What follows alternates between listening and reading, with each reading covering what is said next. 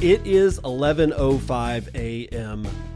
Pacific Standard Time. It's the 8th day of January 2026, and this is episode 1234. That's 1234 of Bitcoin and with me, your host, David Bennett, bringing you all the news that you can use about Bitcoin and more from around the world. And one of the things we got here is digital finance evolving into a foundational infrastructure layer this year, according to Moody's. I don't know if they're right, but it is Moody's. I can't just dismiss what, somebody like Moody's has to say. Doesn't mean they're right. It just means that they got a lot of pretty high-paid analysts over there at Moody's, so I want to find out what they have to say. And, well, continuing in that theme, I got another story that Bitcoin will become a major stablecoin settlement layer also this year. That one I actually believe more than the Moody's stuff. But then we're going to go over to Florida where they are, they're trying to resuscitate their Bitcoin reserve bill. So what does it say? Some people think that it's changed. Some people say that it's remaining the same. We're going to find out. And it's going to be a smaller show today because there's just a lot. I mean, unless you just want to talk about price action all damn day, there's just not that much going on. But Trump tariffs. Will the Supreme Court rule against them? And how might that affect Bitcoin? And then we're going to finish up today's show with Binance launching regulated traditional finance perpetual contracts. And they're settled in what is fast becoming something that I just don't like seeing. So we'll save it for the end. Now, from Decrypt and Simon Chandler. Digital finance will evolve into foundational infrastructure layer in 2026, according to Moody's. Okay, what does that look like? Well, they're saying that the technology underlying digital assets will evolve into that layer for the financial services industry in this year of 2026, according to this new report from the rating agency known as Moody's. Writing in its 2026 Digital Finance Outlook, Moody's predicts that blockchain-based technology will have a growing impact this year on the capital allocation and market operations of traditional financial firms. Affirming that stablecoins and tokenized assets attracted adoption in payments and liquidity management in 2025, the report goes on to highlight this year's likely trends in the evolution and adoption of digital assets. This includes, of course, the use of blockchains and other new technologies to foster a unified digital ecosystem in which formerly disparate sectors such as transition finance, private credit, and emerging markets will become more integrated. Quote, digital finance platforms now host tokenized U.S. treasuries and structured credit products, the report says. Quote, use of the new technology will pick up further in the coming year and will highlight efficiency gains, although operational, regulatory, and cyber risks remain. Then the report goes on to forecast the increasing use of tokenized issuance and programmable settlement in order to provide efficiency gains. And we all know, if you've listened to the show for any length of time, you know what I think about going over the bridge when it comes to freaking efficiency. There is an efficiency peak. And yes, you can get more efficiency over that peak, but then it starts to cost you in other terms. So we need to be careful when we talk about just how efficient we can get. But they are highlighting efficiency gains, although, well, I'm sorry, I screwed up there. I got onto a different paragraph here. Here we go. Programmable settlement in order to provide those efficiency gains, helping financial institutions to accelerate liquidity turnover, which is converting assets into cash, while also reducing reconciliation work and lowering other costs.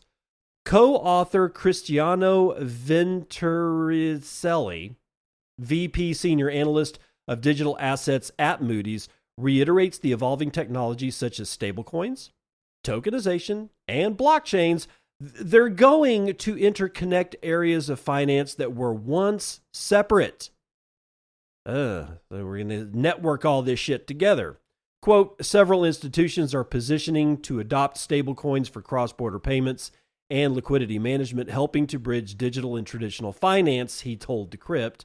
Quote, meanwhile, asset tokenization is gaining traction, making it easier and more cost-effective to issue and trade assets and opening up new opportunities in markets that were previously hard to access. Overall, Ventricelli, I guess is how you pronounce it, he suggested that blockchain-based technology is already streamlining traditional financial processes, something which will provide impetus for more financial institutions and service firms to roll out their own solutions. And then he predicted, quote, as these innovations mature, the markets will increasingly compete on the strength and maturity of their infrastructure layer that are not only secure and efficient, but also highly interoperable, allowing for seamless integration with existing financial systems and narrowing the gap between old and new finance models. You see where this is going. While the report declares that digital finance has entered a, quote, new phase as we enter 2026, he also accepts that progress could be slowed down by several key challenges. Quote, one of the biggest is the lack of harmonized regulation across countries, which leads to fragmented infrastructure and makes institutions cautious about adopting new digital products at scale, end quote. While some areas, most notably the EU with its MiCA regulation, have been harmonizing on regulation, fragmentation elsewhere makes it less likely that different systems will be able to work together. And for Ventricelli, this increases operational risks and makes digital assets less liquid. While he adds that rising adoption may, at least in the shorter term, increase the risk of cyber attacks. There's little doubt that mainstream financial adoption of blockchain-based technology is growing, as evidenced by recent ETF filings and launches, for example, with CoinShares' annual report revealing that digital funds attracted over $47 billion in investment just last year. But if such trends are to continue and broaden, Moody's argues that strong infrastructure and broad participation is required. Ventricelli said, quote, without clear cross-border cooperation and regulatory clarity, these advantages may not be fully realized and the overall growth of digital finance could be limited. I read that entire article and all I could think of was one thing: networked cancer. You think it's bad now with all this bullshit going? How many products do we need? Think about that. How many derivative products are actually required? How much networking between all these asset classes is actually required? Now, I'm going to put it out there that it's probably not a terrible thing to be able to buy stocks as a tokenized asset. Okay, I'm just going to put it out there. Because at one point or another, why can't I just buy, Chevron or whatever, like I buy Bitcoin? If I want Chevron, I should be able to just buy Chevron. I should be able to do it in my freaking underwear at 2:00 in the morning on Sunday. I should be able to do that. But the way that it works now, you can't do that.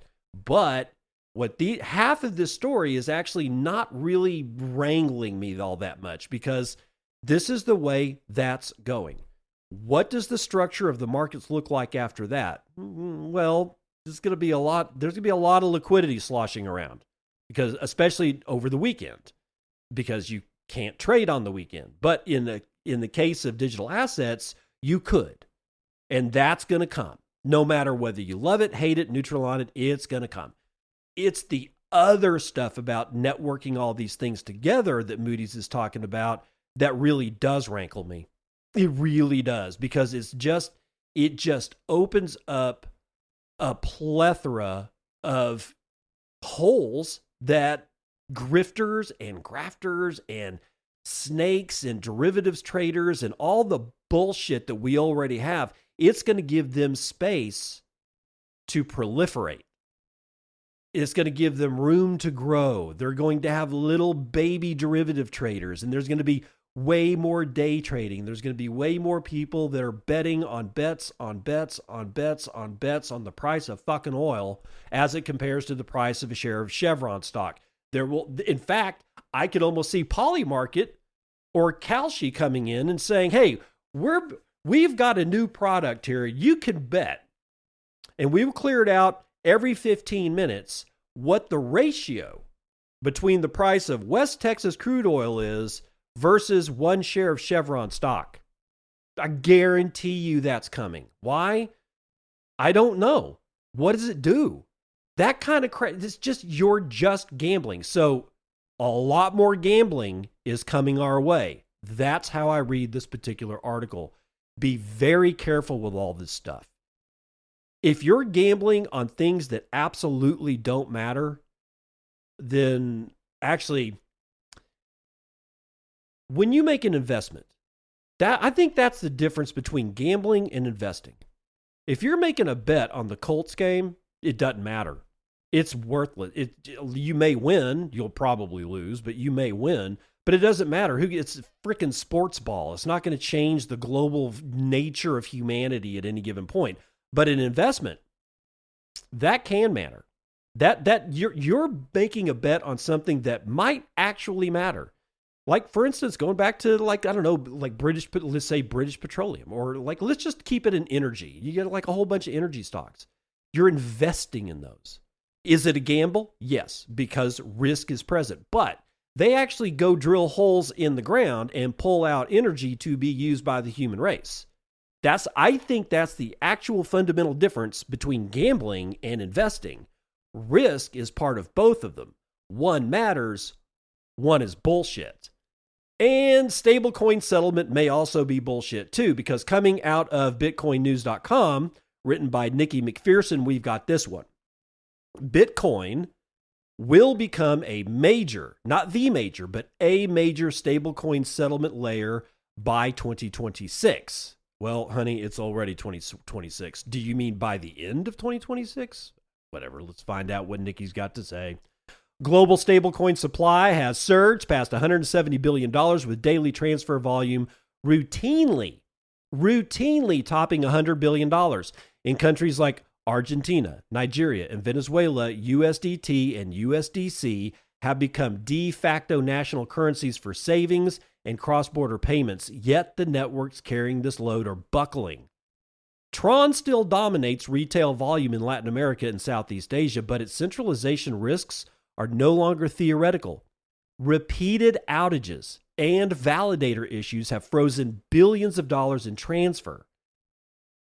Ethereum Layer 2 rollups promised relief, but arbitrage fragmentation and sequencer failures keep finality relatively uncertain. Solana, once the darling of high-throughput hype, now suffers multi-hour outages during meme coin frenzies that spill over into stablecoin routing. These are not edge cases. This is actually the new normal. Every spike in on-chain activity punishes the exact users that stablecoins were meant to serve. Merchants in Lagos, freelancers in Buenos Aires, families receiving remittances in Manila. With global economic volatility showing no signs of abating, stablecoin adoption is only accelerating, making the urgency to fix these bottlenecks more acute than ever. Regulators in emerging markets are already scrutinizing these networks for systemic risks, and issuers face mounting pressure to diversify beyond chains that are prone to single points of failure.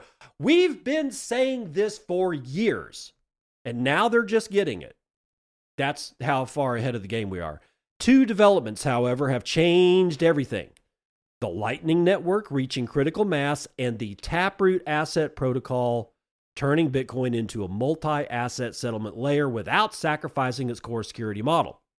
Bitcoin's Lightning Network, paired with Taproot Assets, or TapAss, offers a materially different value proposition. Globally interoperable, instantly settling low-fee transactions built on the world's most secure monetary network.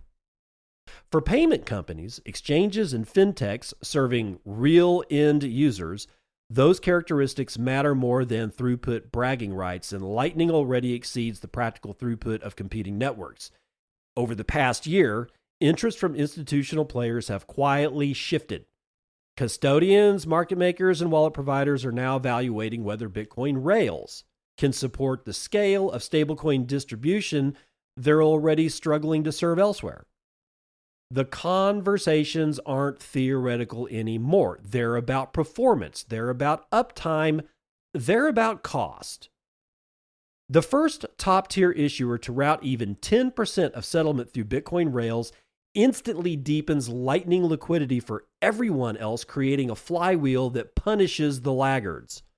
Overcoming adoption hurdles requires coordinated developer efforts and exchange incentives, but with Tether's early commitment and Lightning Labs' ongoing optimizations, momentum is building faster than skeptics even expected. A more conservative path, sticking to multi-chain wrappers, might seem safer, but it leaves issuers exposed to the exact same congestion roulette wheel that's already costing them dearly. If the infrastructure continues maturing at its current pace, with broader Lightning adoption, improving developer toolkits for taproot assets, and more exchanges looking to diversify their settlement backends, 2026 becomes the very first realistic year in which a major stablecoin issuer expands meaningful volume onto Bitcoin. Not as a marketing experience or experiment, but because users and payment partners demand it. This doesn't mean Solana, Tron, or Ethereum lose relevance. Stablecoins will remain multi-chain, but just as global commerce gravitates toward networks with the strongest guarantees, stablecoin distribution will naturally follow the rails that deliver the highest reliability at the lowest costs, and increasingly, that points towards Bitcoin. Picture the triggering event: a prolonged Solana outage coinciding with Ethereum gas above 200 GUI, and Tron validators deadlocked. Billions in stablecoin transfers freeze for hours. A G20 financial stability report singles out stablecoin settlement risk as a systemic concern. Regulators begin demanding diversified backends. One major issuer, under pressure from banking partners and facing 8-figure congestion losses, flips the switch on Lightning taproot settlement for institutional flows, and within weeks, the effects become impossible to ignore. Traders, arbitrage bots, and market makers automatically shift to the faster, cheaper Bitcoin-based rails because that's where the transactions now settle the quickest. As they follow the improved performance, more liquidity moves with them. On-chain data shows Bitcoin-anchored stablecoin volume climbing rapidly, even doubling month over month. Other issuers still stuck on congested or outage-prone chains suddenly look slow, and they look expensive by comparison. They scramble to catch up as their competitors now offer sub-second, sub-1 penny settlement cost with rock-solid finality. The asset once mocked as digital gold, supposedly too slow for coffee purchases, will become the preferred finality layer for digital dollars. Stablecoin issuers can fight the gravity if they want, but physics always wins. By 2026, Bitcoin will become a serious contender, possibly the leading backend for stablecoin settlement, not because of ideology, but because economics and performance will force the shift. For a market that often thinks in narratives, this one may feel counterintuitive.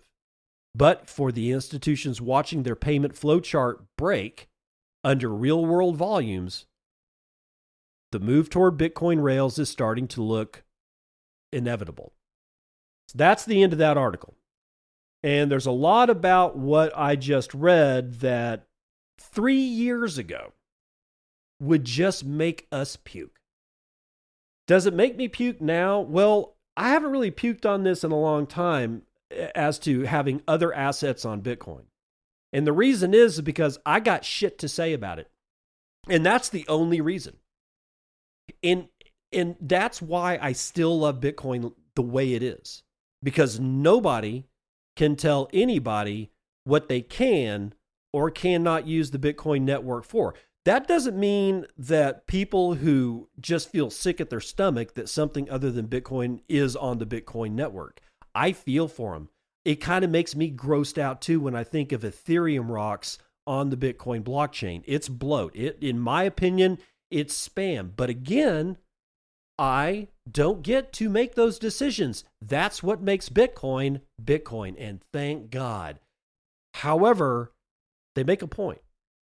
And what they didn't bring up, all they really brought up was the Lightning Network and the Taproot assets. And Taproot assets is one of the reasons why we get Ethereum rocks on the Bitcoin blockchain. We had rare Pepes way back in 2014 and I think 2013 as well. You could inscribe, in a way, JPEGs on the Bitcoin blockchain. They've always been there. But Taproot assets just basically took it mainstream. And we saw the fad rise and we saw the fad fall. Then it comes back up and it goes back down. I don't even know where. I haven't even really heard about Taproot assets in a while. But what they didn't mention was shit like Arc, Arcade, and some of the other layer 2 solutions.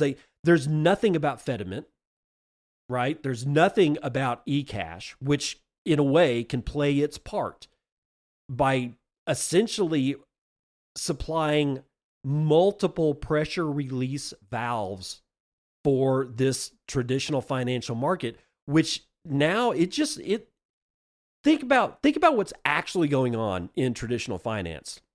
You've got a world economy that's just fucked and it's getting worse. Nothing stops this train, as Lynn Alden always likes to say. And that train has multiple engines driving it. It's not just one. You got inflation all over the place because of wild money printing. You've got geopolitical bullshit happening from one end of the globe to the other. Nobody knows what the hell's going on. Trump's pulling people like Maduro directly out of his palace in Venezuela. And by the way, I concede that, about 100 people died in that whole operation. So heart goes out to the civilians of Venezuela. But with all that market mess going on, with energy prices nobody knows what to do with all this crap, here comes Bitcoin. And what does it bring with it? A bunch of fucking grafters and grifters and these idiots that keep building bullshit to the point that there's so much nobody in traditional finance knows what it is. And then all of a sudden, they got to start engaging with it. Why? Because the economy's already a mess. And TradFi is basically where all that shit boils around. And they got to figure out how to get shit to flow. And they've been dealing with an 80-year-old system. Well, okay, let's call it 50 years old, like Swift and the ability to transfer assets and shit's closed on the weekend. None of that matters anymore. And now they've got to engage with it. They spent 17 years of pointing at us and laughing. And now they find themselves not knowing what to do. We'll use Solana. Oh, I'm sorry. That network's down for 4 hours because of congestion.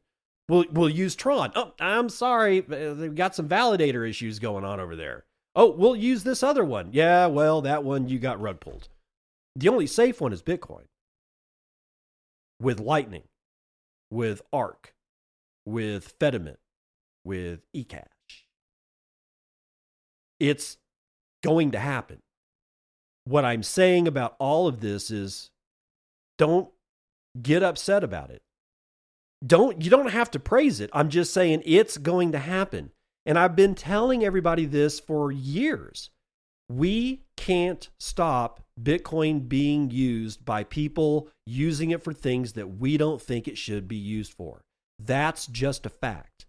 And the minute that we wrap our heads around that, we can stop worrying about it and we can move on. But the people that continuously go, oh my God, spam. Okay, well, what are you doing to fix it? Find a way to fix it. If you can't, then go on about your day. It's not going to kill you. It really is not going to kill you. Now, all this talk about traditional finance and monetary cauldrons boiling over because idiots are just running around like a clown show.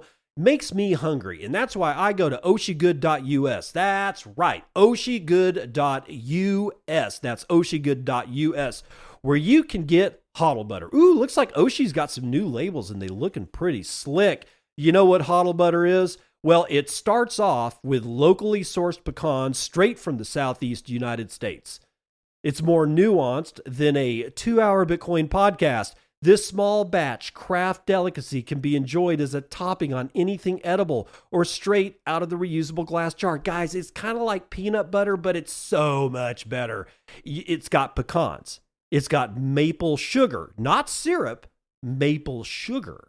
It's got sea salt flakes to balance that sweetness. And then he hits it with cinnamon and black pepper, a little bit of savory on top of your sweet. That's what gives HODL butter its depth of flavor, to the point that I've seen people spoon it over cooked steak. I mean, a good cooked steak. I saw a picture of it. The guy that cooked this steak knows how to cook a steak. And what does he do? He puts a dollop of Oshi HODL butter right on top of it. Said it was freaking fantastic. So go to oshigood.us, get a can of HODL butter. He's got some other items too, but you definitely going to want to use the coupon code Bitcoin. And he's not going to give you anything off, but it does tell Oshi that I made a sale for him here on the Circle P. Circle P is open for business. It is where I tell plebs just like you about other plebs just like you that have goods and services for sale. And if you want to buy their products, you're going to buy it in Bitcoin, because if you're not selling it in Bitcoin, you're not in the Circle P. Florida man, which is how I really want to remember to introduce any stories out of Florida. This one's not about a Florida man, though. This is Florida revives the Bitcoin reserve push with a new 2026 bill. And Micah Zimmerman brings it to us from Bitcoin Mag. Florida lawmakers have revived a push to put Bitcoin on the state's balance sheet, filing new legislation for the 2026 session that would create a state-run cryptocurrency reserve after a similar effort stalled just last year. House Bill 1039, filed January the 7th by Republican Representative John Snyder, would establish a strategic cryptocurrency reserve fund that sits outside Florida's main treasury. The proposal authorizes the state's chief financial officer to invest public funds in digital assets under a set of guardrails that includes audits, reporting requirements, and, well, of course, advisory oversight. The bill marks a reset rather than a clean break. Florida lawmakers floated broader crypto investment proposals back in 2025, but those measures were withdrawn after facing resistance over scope and risk. This new framework narrows the focus and reflects a growing preference among Republican lawmakers to treat Bitcoin as a reserve-style asset rather than just a speculative trade. And under HB 1039, the chief financial officer would have discretion over whether and when to invest. The bill does not mandate a minimum allocation. Earlier versions of Florida's legislation proposed allowing up to 10% of certain state-managed funds to be invested in Bitcoin. While the new bill revives that concept, it leaves deployment decisions up to the CFO and places the reserve outside pension and retirement accounts. The legislation includes requirements for independent audits and the creation of an advisory committee to guide investment strategy and risk management. Supporters say those provisions are meant to address concerns about volatility while still giving the state flexibility to act. The renewed effort is closely tied to parallel legislation in the Senate. Republican Senator Joe Groiters, I think that's how you pronounce it, is a longtime Bitcoin supporter and ally of President Trump. And he has filed companion bills that lay out trust structures as well as funding mechanics for that reserve. And together, the House and Senate measures would govern how Florida acquires, holds, and manages any digital asset. While the bills do not explicitly name Bitcoin, they do effectively limit eligibility to it. Only digital assets that maintained an average market capitalization of at least $500 billion over the past 24 months That's 2 years. Only those would qualify. And at present, well, Bitcoin is the sole asset that meets that threshold. With a market cap above $1 trillion, Ethereum and other crypto fall well short. Backers frame the proposal as a hedge rather than a bet, and Florida Chief Financial Officer Jimmy Patronis has publicly described Bitcoin as digital gold and said limited exposure could help diversify state-managed funds over longer time horizons, and the bill states that the reserve is intended to help protect public assets against inflation and currency debasement. Florida's approach mirrors moves in other states that have narrowed their focus to Bitcoin after initial attempts to authorize a broader crypto exposure. New Hampshire became the first state to explicitly allow public funds to be invested in crypto. Texas approved a small Bitcoin ETF purchase in late 2025. Wyoming, meanwhile, has passed a slate of laws clarifying the legal status of digital assets without committing public funds. The proposal also fits within Florida's broader stance on digital money. In 2023, Governor Ron DeSantis signed legislation blocking central bank digital currencies from recognition under the state's commercial code. The move positioned Florida as skeptical of federally issued digital money while remaining open to decentralized alternatives like Bitcoin. And if passed, Florida would become one of the largest U.S. states to formally experiment with crypto as a reserve class asset. Supporters argue that a tightly governed reserve could allow the state to gain exposure without putting core public funds at risk. Critics, however, point to Bitcoin's history of sharp price swings and question whether public money should be exposed at all. House Bill 1039 and its Senate companions must clear committee hearings and floor votes during the 2026 legislative session.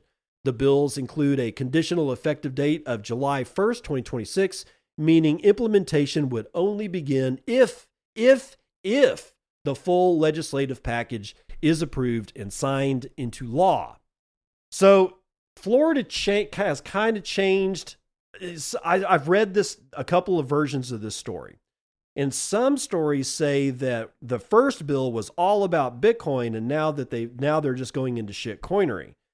But this particular story has a different it has a different take. It's actually saying that this one is more restrictive and literally guides Florida to kind of have to buy Bitcoin. So, do with it what you will. But the whole point is that it's 2026. And here we are again. It's like the momentum, it's sloggy. We're slogging here. I get it. But we're still moving forward. I think that's good news. Let's run the number.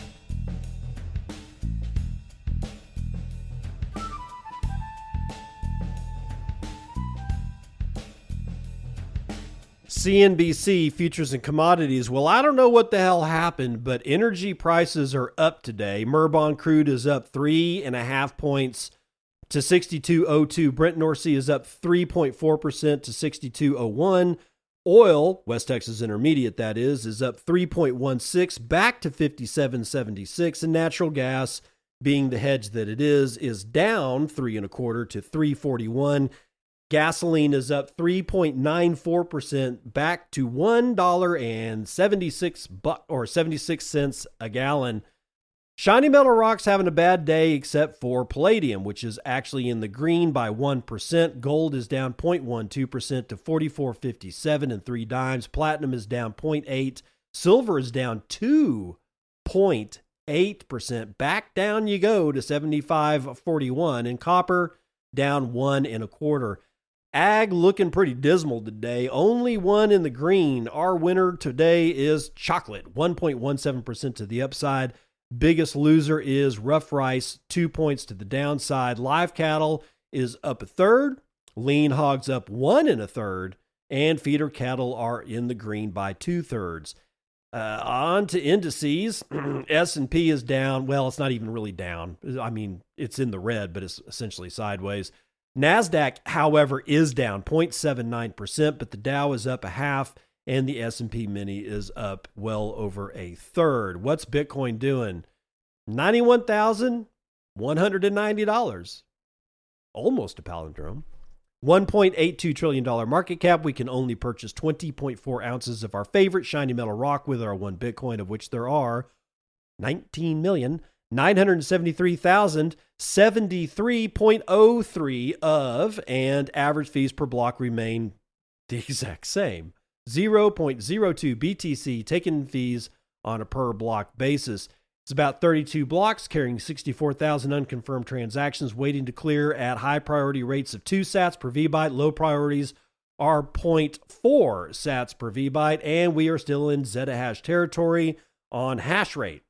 So the amount of compute power behind the Bitcoin network remains kind of unfazed. 1.04 zettahashes per second for the hash rate. Do with that what you will. And from tethered to gold. Yesterday's episode of Bitcoin and I got a Nakaz 18 with 100 sats says Happy New Year. Oak Grove with 1232 says hugs. Welcome back. My friend Chef Tommy floats me 10,000 sats says Happy New Year, sir. LFG Q2 2026. And I think that's it for that, man. I was like, my numbers for the show fell off a cliff. I didn't do any shows while I was up there. I took my rig, but I honestly, every time that I looked around, I just wanted to be where I was with the people that I was with. That's the only reason I did not bring you any shows of Bitcoin and during the Christmas break. So while I do apologize for that, I was really able to unplug because of it. That's the weather report.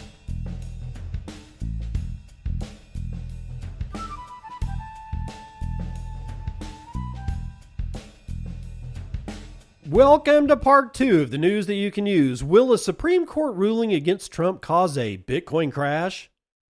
I don't know, man. Will the fire truck down the street flopping over because its ladder is like way too out and is out of bounds, will that crash Bitcoin? Will the black cat crossing my path when I go pick up my kids from school today, will it cause Bitcoin to crash? Oh my God. Just nothing but fear. It's the sentiment about everything is just in the freaking toilet. And I'm not talking about just Bitcoin, dude. Nobody knows what to do with their money. Except for us. We buy Bitcoin, we hold Bitcoin. But Micah Zimmerman, tell me more from Bitcoin Magazine, and he says Bitcoin is trading near $90,000. Oh, extending a fall off.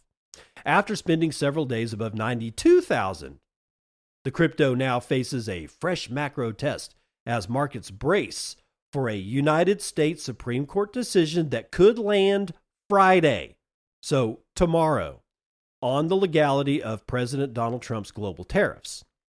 The case centers on tariffs imposed in early 2025 under the International Emergency Economic Powers Act, a 1977 statute typically used for sanctions during national emergencies.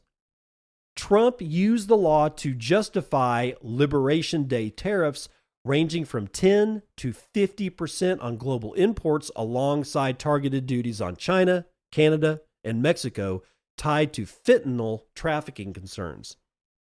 His administration argued that persistent trade deficits and national security risks met the threshold for an emergency. Lower courts disagreed. Both the United States Court of International Trade and a federal appeals court ruled that Trump exceeded his authority, emphasizing that Congress holds primary power over tariffs. The Supreme Court heard arguments in November with skepticism voiced across ideological lines. While the court does not pre-announce decisions, it has signaled rulings could be released on January the 9th. Again, that is tomorrow. If the tariffs are struck down, the financial implications could be large. Reuters reported that more than $133.5 billion in duties could be subject to refund, raising questions about timing, fiscal impact, and replacement policies. Trump claimed the tariffs generated roughly $600 billion in revenue, a figure that has shaped market anxiety around refunds and Treasury financing. all traders are watching the situation closely, not because tariffs directly affect Bitcoin's network, but because macro shocks in all markets often ripple through risk assets. During prior trade escalations, Bitcoin tended to sell off alongside equities as liquidity tightened and risk appetite faded. Warnings have grown louder on social media. Semi-popular trader, he's just semi-popular, ladies and gentlemen. Semi-popular trader Wimar.x called Friday the worst day of 2026, arguing that a negative ruling could force markets to price refund obligations, emergency policy responses, and retaliation risks all at the same time. That's not clarity, that's chaos, he wrote. Prediction markets reflect those concerns.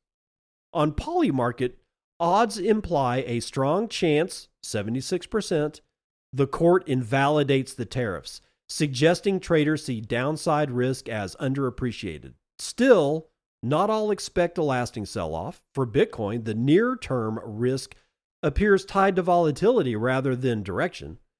The asset remains sensitive to shifts in yields, equities, and dollar liquidity.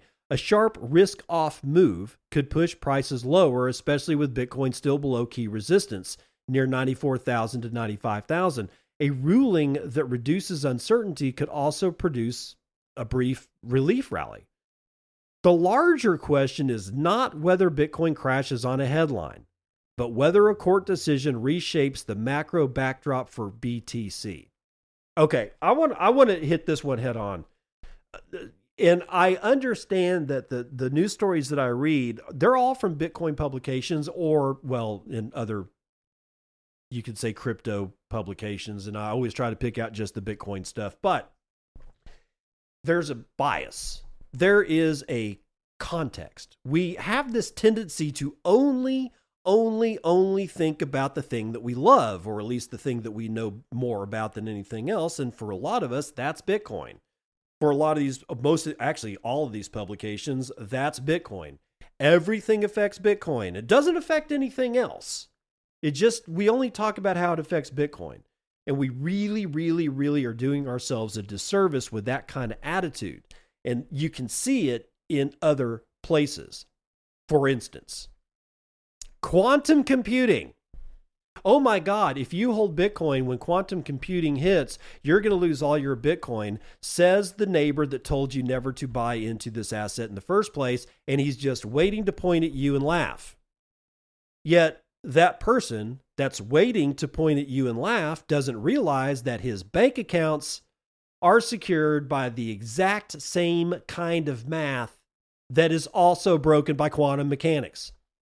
The person across the street that's pointing at you and laughing because they can't wait until quantum destroys your wealth because he's jealous that he didn't get in when you got in because you saw the writing on the wall and he didn't. And he's just waiting. Yet he doesn't realize that nuclear fucking codes by countries are also governed by the exact same mathematics that quantum computing can break. Why on earth these people continuously say, oh, only Bitcoin will be affected by quantum computing is the exact same mindset that locks people into saying, oh my God, if the Supreme Court reverses Trump's tariffs, only Bitcoin will die. Honey, if that shit happens, we got larger problems. Not as large as quantum computing breaking all encryption on the planet that isn't quantum protected, which they do exist. Even though we don't have quantum computers yet that can actually do that, theoretical mathematics actually can, okay? It's possible. And yes, there are quantum resistant, very strong quantum resistant encryption schemas out there. This is why I don't worry about quantum computing. However, for the people that do, it's always, only this one thing will be affected. Not the thing that I love. Not that. Because, my gold that I bought as paper in a gold ETF, there's no way that quantum computing breaking all encryption across the planet will ever be able to affect that, right? Right? It's just Bitcoin. See, when we box ourselves in this way, We don't see the bigger picture. And if you don't see the bigger picture, honey, you might as well be trying to find a fucking toilet in the dark when you're half drunk at a goddamn strip club in Laos. Now, how's that? You see nothing. You're walking over like half drunk bodies and nude strippers. And, you're trying to find a bathroom and you just keep bumping into shit because you don't see the big picture. This kind of attitude needs to get out of these kinds of writings. Everything will be affected if the Supreme Court pulls the plug on Trump's tariffs. And which is kind of makes me believe that they actually won't do it. But, whatever. We'll find out tomorrow. Last up for the day, Binance. Woohoo! Binance launches a regulated TradFi perpetual contract settled in USDT, and they're starting with gold and silver. Remember what the hell I was telling you about yesterday? I'm not speaking bad about gold and silver. All right? I've never had a problem with gold and silver. But this Binance and Tether themselves jumping all over gold feels a lot like FOMO. And I expect more from people that have built these companies. Maybe I shouldn't. But Naga Avan Namoyo is writing this one for the block, by the way. And she says, Binance has launched its first regulated perpetual futures linked to the traditional financial assets, starting with contracts tracking gold and silver that are settled in the USDT stablecoin. The new products, branded as TradFi perpetual contracts, offer traders 24/7 exposure to conventional assets through the same perpetual future structure widely used in crypto markets, and according to an official announcement on Thursday. The inaugural contracts include XAU USDT and XAG USDT, which correspond to gold and silver. Binance added that more pairs are planned in the future. The contracts are offered by Nest Exchange Limited, a Binance entity regulated by the Financial Services Regulatory Authority of Abu Dhabi Global Markets. Binance said it is the first global digital asset platform to obtain a comprehensive suite of licenses under the ADGM frameworks, allowing it to offer the products on a regulated basis. Perpetual contracts do not have expiry dates and are typically used for hedging or for leveraged trading. Binance noted that the TradFi version mirrors its existing crypto perpetuals in terms of fee structure and settlement currencies, while using pricing and risk management mechanisms designed to handle periods when underlying traditional markets are closed. Well, the rollout follows signs that major crypto exchanges are increasingly looking beyond crypto assets for growth. In December, Binance API updates hinted at preparations for stock-linked perpetual contracts. Oh, won't that be fun? Quote, we were beta testing and can now announce the launch of TradFi perpetuals, a new product category bringing TradFi assets into crypto through USDT settled contracts, a Binance spokesperson told the block after Thursday's news. Jeff Lee, Binance's vice president of product, added that the launch aims to bridge traditional finance and crypto by giving users continuous access to conventional assets through a familiar derivatives format. Trading activity has also rotated across asset classes in recent months. CryptoQuant founder Kai-Young Zhu noted that capital flows into Bitcoin have cooled compared with prior cycles, while interest in equities, commodities, and other traditional assets such as precious metals, which are a freaking commodity, dude, like gold, has remained strong. Quote, capital inflows into Bitcoin have dried up, Zhu posted on X on Thursday. Quote, liquidity channels are more diverse now, so timing inflows is pointless. Money just rotated to stocks and shiny rocks. I like the alliteration there, pal. Beyond derivatives. Tokenized versions of traditional assets have also gained traction over the past year. A Dune dashboard curated by Gate Research shows that these on-chain representations of stocks and commodities had surpassed $1 billion in assets by late 2025, a staggering 50-fold increase over one single year. Get ready for it, people. We're going all in on stupid. That's what it all sounds like to me. Be careful out there. Make sure if you're going to buy gold and silver, you're going to need to take physical possession of it. I'm sorry, you're going to have to do it. What does that mean? You can't keep it on a hardware wallet that I can buy for like, $150 from CoinKite. No. I got to buy at least a $2,000 safe. And then I got to find a place to put that safe. And then after that, I got to get somebody to install that safe. It's got to be bolted down. And it can't be just like bolted to freaking sheetrock. You just pull the whole safe out of the wall and carry it with you and worry how to open it up later. That doesn't do me any good. All right. So after the expense of all of that, now I can fill it full of silver and gold, right?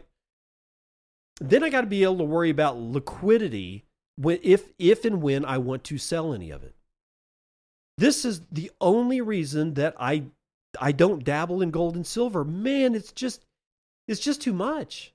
I just want to buy Bitcoin. I want to put it. I want to be able to secure it with a hardware wallet. I want to be able to use my hardware wallet as a signing device if I need to vector that Bitcoin from one wallet to another wallet. If I want to move it. It's easy. And I know that my Bitcoin is real, actual Bitcoin, because an audit is performed on the entirety of the entire Bitcoin network, which includes all the Bitcoin in existence. Every 10 minutes, all the Bitcoin is melted down, an assay is taken, all of the Bitcoin is actual Bitcoin, and then boom, it's all recast into its original formats of all the different amounts and all the different wallets around the world, and it does it every 10 minutes. And yet people still can't see this shit. And they go, well, gold. I don't know. Is it tungsten? Does it have a tungsten core? Do you really know it's gold? How many times are you going to went through all this shit yesterday? Right? This is the reason that I never really got into gold and silver in the first place. Of course, maybe I should have. Remember that chick that sold all her Bitcoin for silver about like 5 years ago? And we were all pointing at her and laughing? Yeah, well, I hate to say it, but who's laughing now? Man, that chick was buying silver at I think it was like $18.50 an ounce. Now, I'd have to actually run the math, go back, find out how much Bitcoin she had. What did she sell it for? How much did she actually get? How much, how many ounces of silver did she get? And then I'd have to and I'm not interested in doing all that shit. I don't want to do that. I don't care. Good for her. But this thing with Tether and the stuff I was telling you about, what was it? The day before yesterday. And now we got Binance doing these things with, talking about gold and silver. It just looks like FOMO.